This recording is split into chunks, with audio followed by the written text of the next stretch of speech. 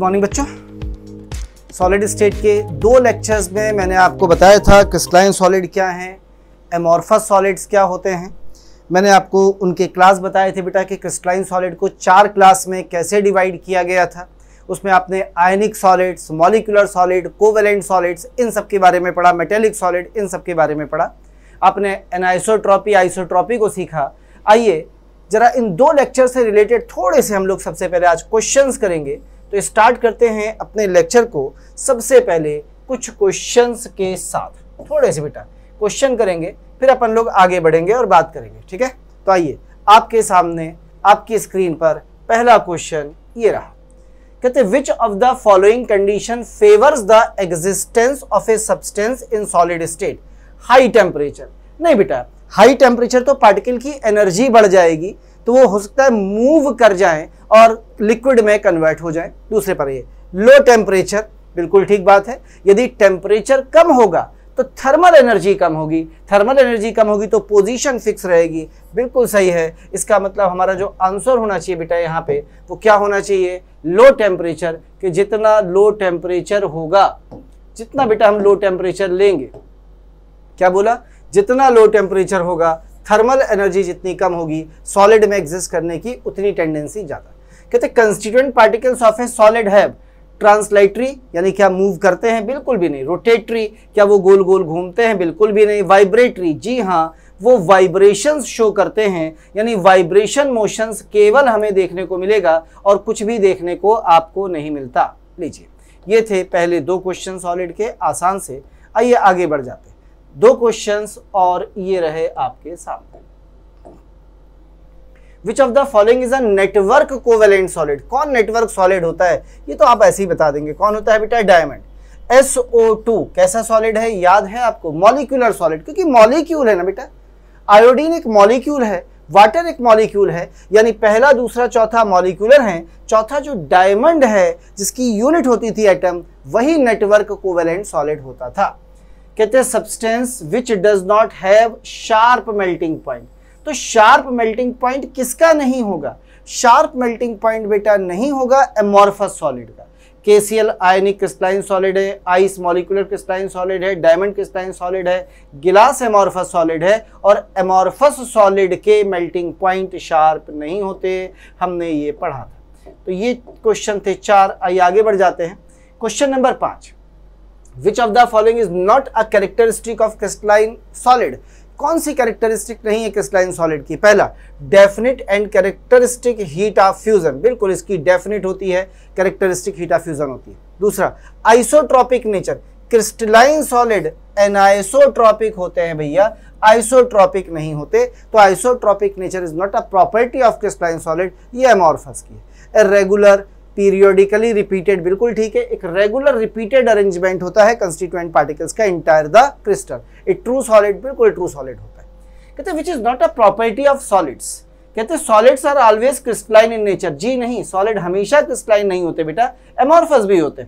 Solids have, ये HAV भी spelling गड़बड़ है थोड़ी, have high density and low compressibility. जी हाँ, ये इनकंप्रेसिबल होते थे, इनमें कंप्रेसिबिलिटी ना के बराबर होती थी। The diffusion of solid very slow, बिल्कुल सही बात है, मूव ही नहीं कर पाएंगे, डिफ्यूज कैसे होंगे। सॉलिड्स हैव डेफिनिट वॉल्यूम, बिल्कुल सही बात है, सॉलिड का डेफिनिट मास होता है, डेफिनिट वॉल्यूम होता है, डेफिनिट शेप होता है। ये सारी चीजें बेटा हमने पढ़ी थी पीछे सॉलिड्स में। आगे आते हैं, मिलते हैं दो और क्वेश्चन से। ये रहे, कहते हैं आयोडीन क्रिस्टल्स क्या होते हैं। तो आयोडीन कैसा सॉलिड होता है, सिंपल मॉलिक्यूलर सॉलिड होता है बेटा, क्योंकि इसमें मॉलिक्यूल्स वीक वान डर वाल्स फोर्स से जुड़े होते हैं। और कौन सा डाइपोल, कौन सा फोर्स ऑफ अट्रैक्शन था, डिस्पर्जन फोर्स। कौन सा था, डिस्पर्जन या London force. Which of the solid crystal will conduct heat and electricity, सबसे आसान मेटेलिक, क्योंकि मेटल्स जो होते हैं उनकी थर्मल कंडक्टिविटी और इलेक्ट्रिकल कंडक्टिविटी बहुत हाई होती है बेटा, ये हमें पता है। आगे बढ़ जाते हैं, कुछ और क्वेश्चंस लेते हैं। लीजिए दो क्वेश्चंस और रहे आपके सामने। कह रहा है most crystal shows good cleavage because their atoms ions and molecule are weakly bonded. जी नहीं, स्ट्रांगली बॉन्डेड। हाँ, पर स्ट्रांगली बॉन्डेड होने से क्लीवेज का क्या मतलब है? स्फेरिकली सिस्टम नहीं बेटा, स्फेरिकली सिमेट्रिकल नहीं होते, अरेंज इन प्लेन्स, ये सही है, क्योंकि वो प्लेन्स में ऐसे करके अरेंज होते हैं। तो जब हम एक प्लेन काटते हैं तो वो प्लेन हट जाता है, नीचे नया प्लेन निकल के आता है, बिल्कुल वैसा ही चिकना स्मूथ। तो क्या देते हैं बेटा? अरेंज इन प्लेन होते हैं, इसीलिए एक अच्छी क्लेवेज देते हैं, गुड क्लेवेज देते हैं। The characteristic features of solids are definite shape होता है, डेफिनेट साइज होता है, डेफिनेट शेप एंड साइज होता है, definite shape size and rigidity होती है। सोचने वाली बात यह है बेटा कि साइज हो सकता है अलग अलग हो भी जाए दो सॉलिड्स के, पर शेप डेफिनेट होता है, रिजिड भी होते हैं। अब समस्या यह है कि क्वेश्चन को फ्रेम करते समय शायद ध्यान नहीं दिया गया था, तो थोड़ी देर के लिए अपन इस वाले क्वेश्चन को अभी साइड में कर देते हैं। ठीक, आगे बढ़ते हैं, डिस्कस करेंगे इसे भी अपन। हालांकि सही आंसर तो लास्ट वाला नजर ही आ रहा होगा आपको। आइए आगे बढ़ जाते हैं। कहते हैं विच of the following is N amorphous solid? Graphite crystalline है, क्वार्ट्ज गिलास लिखा है बेटा, जहां गिलास लिखा होता है वो एमॉर्फस है। एलम्स फिटकरियां क्रिस्टलाइन होती हैं, silicon carbide network covalent solid है, क्रिस्टलाइन सॉलिड्स में आता है। डायमंड कैसा एग्जाम्पल है बेटा? डायमंड एक नेटवर्क कोवेलेंट सॉलिड होता है, बताया था। कार्बन एटम्स के खूब सारे कोवेलेंट बॉन्ड्स लगातार बनते चले जाते हैं, वो कार्बन से जुड़ते जाते हैं, ये फिर से अपने नए नए बॉन्ड्स बनाते चले जाते हैं, तो इस तरह से एक नेटवर्क बन जाता है कोवेलेंट बॉन्ड्स का। तो कैसा सॉलिड है बेटा? कोवेलेंट सॉलिड होता है ये डायमंड। आइए थोड़ा सा आगे बढ़ जाते हैं, कुछ और क्वेश्चन देखते हैं। ये रहे आपके सामने दो क्वेश्चन और, लीजिए। Which of the following is an example of metallic crystal? Metal ढूंढिए। Carbon is non metal, silicon भी मेटल नहीं है, AgCl में मेटल नॉन मेटल दोनों है। ये टंगस्टन है बेटा, याद करिए, टंगस्टन एक ट्रांजिशन मेटल होती है। टंगस्टन क्या है? एक ट्रांजिशन मेटल है, पर है तो मेटल ही ना, it is a transition metal. तो ये आपका कैसा सॉलिड है बेटा? मेटेलिक सॉलिड है, ट्रांजिशन मेटल है तो मेटेलिक सॉलिड होगा। लीजिए, एक एल है वो गलती से बन गया, कोई बात नहीं। Quartz is a crystalline variety of, silica की होती है, याद करिए, इसमें SiO2 होल ये जुड़े होते हैं ढेर सारे। किसकी वैरायटी बेटा? सिलिका की। आगे बढ़ते हैं, ये रहे दो क्वेश्चंस और। क्या कह रहा है? क्रिस्टलाइन सॉलिड इज, इसमें क्रिस्टलाइन पहचानना है। ग्लास एमॉर्फस है, रबर एमॉर्फस है, प्लास्टिक एमॉर्फस है। हाँ, शुगर्स क्रिस्टलाइन सॉलिड होते हैं। सॉलिड शुगर कैसे होते हैं? क्रिस्टलाइन होते हैं। ग्रेफाइट इज अ, ग्रेफाइट कैसा सॉलिड है? ये भी पता है बेटा, it is a covalent solid, इसमें भी कंटिन्यूअस कोवेलेंट बॉन्डिंग होती है। तो ये भी हो गया, आसान सा क्वेश्चन था। चलिए इस पे आते हैं, क्वेश्चन नंबर 17।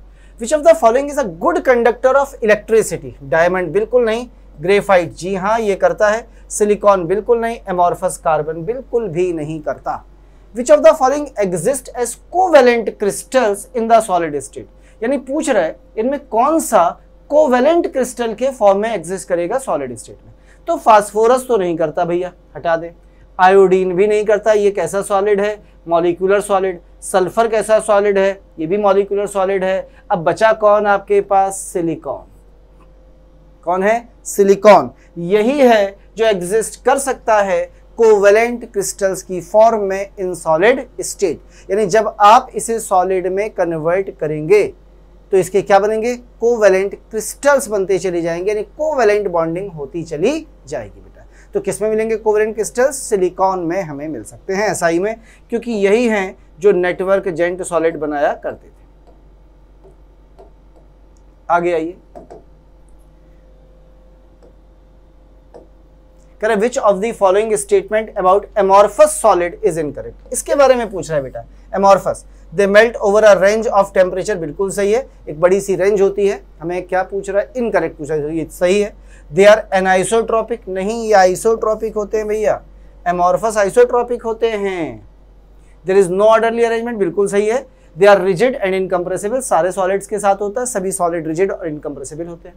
एक पर्टिकुलर सॉलिड है जो हार्ड है and has high melting point in solid state, is a non conductor and it's melt is conductor of electricity. Classify the solid, यानी सॉलिड स्टेट में है, हाई मेल्टिंग पॉइंट है, hard भी है और नॉन कंडक्टर भी है, लेकिन जब इसे फ्यूज्ड किया गया, सॉल्यूशन स्टेट में लिया गया, मेल्ट किया गया, तो ये एक अच्छा conductor of heat and electricity हो गया आयनिक सॉलिड। मेटेलिक तो हमेशा ही कंडक्ट करते हैं, मॉलिक्यूलर कभी नहीं करते, नेटवर्क में ग्रेफाइट के अलावा कोई करता नहीं, पर आयोनिक सॉलिड होते हैं जो सॉलिड स्टेट में इलेक्ट्रिसिटी को कंडक्ट नहीं करते, इलेक्ट्रिकल थर्मल कंडक्टिविटी नहीं होती, लेकिन मेल्टिंग पॉइंट पर जब उसको मेल्ट करा दिया जाता है हाई टेम्परेचर पर, तो वो इलेक्ट्रिसिटी को कंडक्ट करना शुरू कर देते हैं। तो ये थे आपके आयनिक सॉलिड्स। बेटा थोड़ा सा और आगे बढ़ते हैं, आइए और क्वेश्चन देख लेते हैं, फिर से आइए।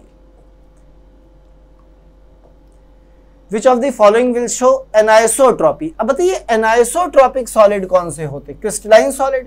अब गिलास तो होगा नहीं बेटा क्योंकि एमॉर्फस है, लकड़ी एमॉर्फस है, पेपर एमॉर्फस है, केवल BaCl2 ये एक आयोनिक कंपाउंड है, तो ये क्रिस्टलाइन होगा। कैसा सॉलिड है? Ionic crystalline solid. Which type of solids is silicon carbide? कहता है SiC कैसा सॉलिड है? अभी पढ़ा था सिलिकॉन के ज्यादातर कंपाउंड्स कैसे होते हैं? Network covalent solids. चलिए आगे बढ़ते हैं। क्वेश्चन नंबर 23, क्रिस्टलाइन सॉलिड है, क्रिस्टलाइन सॉलिड की बात कर रहे हैं बेटा, कह रहे लॉन्ग रेंज ऑर्डर, बिल्कुल ठीक है, शॉर्ट रेंज नहीं, डिसऑर्डर्ड नहीं, नन ऑफ दिस। कैसा होता है? लॉन्ग रेंज ऑर्डर्ड होते हैं क्योंकि दूर तक रीअरेंज रहते हैं, एक वेल डिफाइंड पैटर्न में जुड़े होते हैं। A hard crystalline solid with a high melting point does not conduct electricity in any phase, ये किसी भी कीमत पे इलेक्ट्रिसिटी को कंडक्ट नहीं करता। आयनिक सॉलिड गर्म करने पे करते हैं, मेटेलिक सॉलिड हमेशा करते हैं। मॉलिक्यूलर सॉलिड्स में आइए बेटा, मॉलिक्यूलर सॉलिड के बारे में पूछ रहा है, बताइए क्या ये इलेक्ट्रिसिटी को किसी फेज में कंडक्ट कर सकते हैं? अब कोई मॉलिक्यूलर सॉलिड ले लीजिए, आयोडीन, क्या किसी भी फेज में इलेक्ट्रिसिटी को कंडक्ट करेगा? बिल्कुल नहीं करेगा। तो जो मॉलिक्यूलर सॉलिड्स है बेटा, ये किसी भी कंडीशन में इलेक्ट्रिसिटी को कंडक्ट नहीं कर पाते। हालांकि नेटवर्क कोवेलेंट सॉलिड की बात की जाए तो इसमें एक आध ऐसी कंडीशंस आ जाती हैं एक्सेप्शनल तौर पे, जैसे ग्रेफाइट आ गया था, तो ग्रेफाइट बेटा इलेक्ट्रिसिटी को कंडक्ट कर जाता है, वरना जनरली ऐसा होता है कि इलेक्ट्रिसिटी को कंडक्ट नहीं करता। वैसे नेटवर्क ज्यादा ठीक आंसर मुझे लग रहा है। क्यों लग रहा है मैं आपको रीजन बताता हूँ, मैं इसे हटा देता हूँ, that will be your answer. मैं इसे आंसर टिक करता हूँ, किसे? चौथे को, क्योंकि एक एक्सेप्शन है, मॉलिक्यूलर सॉलिड में तो आइस भी होता है और आइस को गर्म कर देंगे तो इनके तो मेल्टिंग पॉइंट बहुत कम है, बोला हाई मेल्टिंग पॉइंट्स है। गलती मुझसे ही होगा, मैंने मेल्टिंग पॉइंट पे ध्यान नहीं दिया।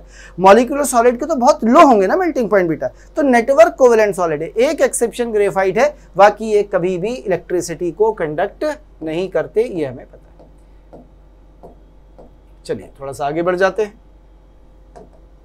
एक लास्ट क्वेश्चन और देख लीजिए, लास्ट है ये। कह रहा which of the following are not correctly matched with the bonds found between the constituent particles. Solid CO2 में कौन सा फोर्स ऑफ अट्रैक्शन होगा बेटा? वान डर वाल्स होगा, क्योंकि मॉलिक्यूलर सॉलिड है, बिल्कुल ठीक। ग्रेफाइट पूछ रहा है कि ग्रेफाइट में बताइए कौन सा फोर्स ऑफ अट्रैक्शन होगा, तो ग्रेफाइट में कोवेलेंट बॉन्ड्स भी हैं और दो लेयर्स के बीच में वान डर वाल्स फोर्सेस भी प्रेजेंट हो सकते हैं।